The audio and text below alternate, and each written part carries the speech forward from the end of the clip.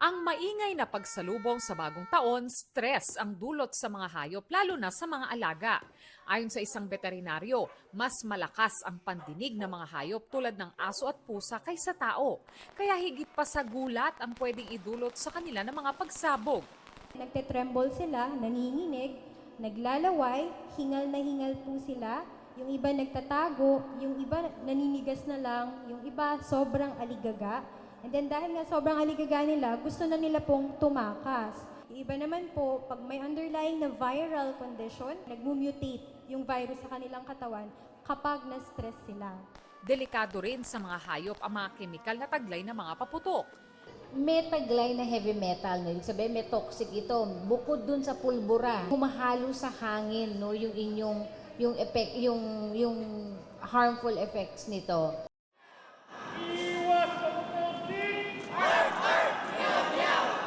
Kaya muling ipinanawagan ng mga animal lover ang pag-iwas sa pagpapaputok sa bagong taon. Paulit-ulit na panawagan ng mga environment at animal advocates, huwag sanang isangkalan ang kalikasan, kalusugan ng mga tao maging ng mga hayop para lang sa panandali ang kasiyahan sa darating na pagdiriwang ng bagong taon. Di ba?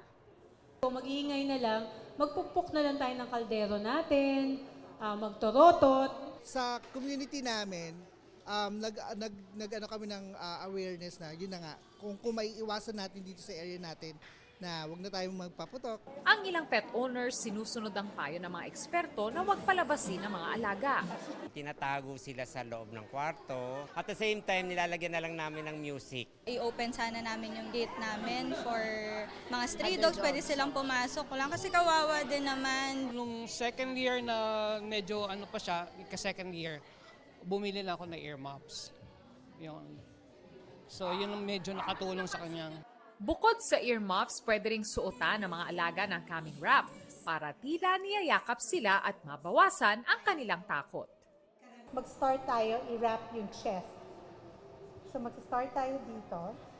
Iko-cross natin sa back. Tapos, we go around the girth. Hopefully, umabot siya. Okay. So, ikot lang natin around the girth. Yan. Makailang beses. Kailangan nito mahigpit. Mahigpit enough na snug talaga siya, nakadikit talaga sa aso. Pero hindi naman to the point na hindi na makahinga yung aso natin.